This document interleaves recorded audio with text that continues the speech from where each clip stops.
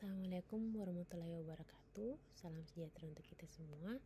Hari ini kita akan mempelajari tentang sistem perekonomian, di mana sistem perekonomian itu adalah suatu sistem yang mengatur serta menjalin hubungan ekonomi antara manusia dengan seperangkat kelembagaan dalam suatu tatanan kehidupan. Sebuah sistem ekonomi itu akan terdiri dari manusia sebagai subjek, barang-barang ekonomi sebagai objek, serta seperangkat kelembagaan yang mengatur dan menjalinnya dalam kegiatan berekonomi. Bentuk sistem ekonomi sendiri ada banyak, tapi yang kami bahas di sini, kita bahas di sini adalah sistem ekonomi tradisional, komando, kapitalis, dan campuran. Sistem ekonomi tradisional dikenal sebagai sistem paling konvensional dengan dua elemen utama, yaitu tradisi dan minimnya jumlah limbah yang dihasilkan. Tujuannya ini adalah untuk memenuhi kebutuhan hidup, bukan untuk mencari keuntungan. Namun, kelemahannya itu pertumbuhan ekonomi akan berlangsung dengan sangat lambat. Berikutnya, sistem ekonomi komando yang memiliki sistem terpusat dan terdominasi. Kelebihannya itu pemerintah justru mudah melakukan pengawasan dan pengendalian barang di pasar. Namun kelemahannya itu hak individu di sini tidak diakui dan pertumbuhan ekonomi menjadi cenderung lambat walaupun pemerataan pendapatan bisa dicapai.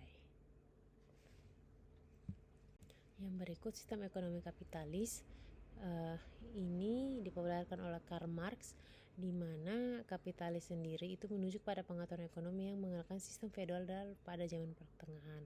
Cirinya itu alat produksi dimiliki oleh individu, kelompok, atau badan hukum, dilakukan oleh swasta berdasarkan kebebasan individu, motif laba sebesar-besarnya, negara sendiri tidak campur tangan dalam kehidupan ekonomi. Berikutnya ada sistem ekonomi campuran. Dalam sistem ini, kekuasaan dan kebebasan berdampingan dalam kadar yang berbeda.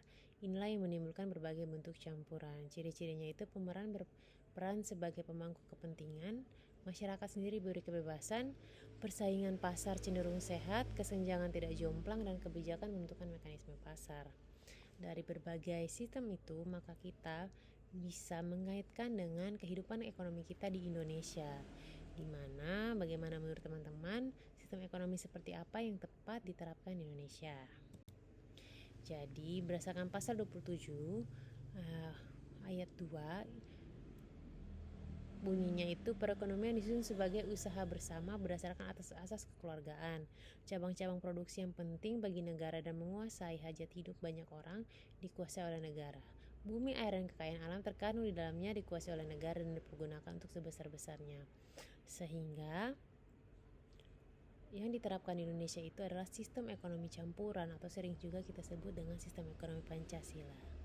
Sekian perkuliahan hari ini, materi akan dibagi dan bisa dipelajari bersama. Terima kasih.